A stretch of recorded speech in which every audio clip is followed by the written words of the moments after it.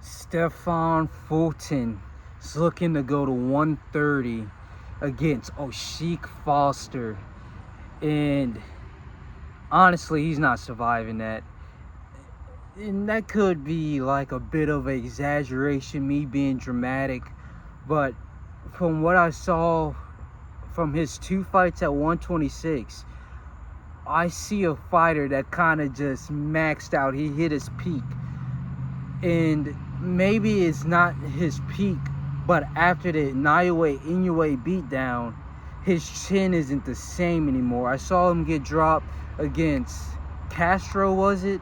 His first fight at 126, he gets dropped by Castro, and it didn't even look like a very hard counter. It just like your average power shot, because it's not a jab. And that little power is what put him down, which led me to believe that 126 is his max. But he still chases greatness at 130 pounds against Oshaqiue Foster, which is probably the worst matchup for him at 130. I guess Lamont Roach, he's a bit better. You got Hector Garcia. They're all like heavy power punchers at 130 now that I think about it. But he probably chose the second best under Lamont Roach, of course, at 130, which he used to be pound for pound talent. It makes sense for him to go and take a risk of this magnitude. But that doesn't change the fact that Oshaqiue Foster, even if you don't believe Oshaqiue Foster is like a one-punch knockout guy, he has a lot of power. He's a power puncher. He leans heavy on hooks over jabs and crosses. So this fight, I believe that Stephan Fulton is going to get knocked down multiple times and then put out for good. There's no way. I can't say that. Anything is possible, sure, but there's no way that Stephan Fulton can just move around the ring all day. Now at 122, best footwork, best defense, insane reflexes. Nobody could touch him. Hands are always in the right place.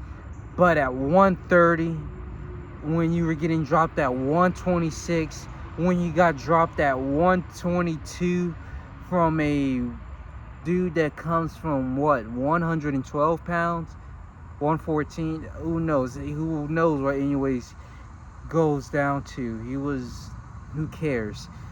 But after all of that, when you're not even known as a power puncher, you have pillow hands. I watched this man Stephan Fulton throw 100 punches around against Figueroa and not give him a black eye. No bruises, no scars, no marks, no nothing. All 12 rounds. Constant, not a punch missed. He didn't miss a single punch in that fight. And didn't land a diminishing shot at all. So at 130, not only is he gonna not have the power, which I wasn't even speaking on, just can you take the power? You already don't have the power.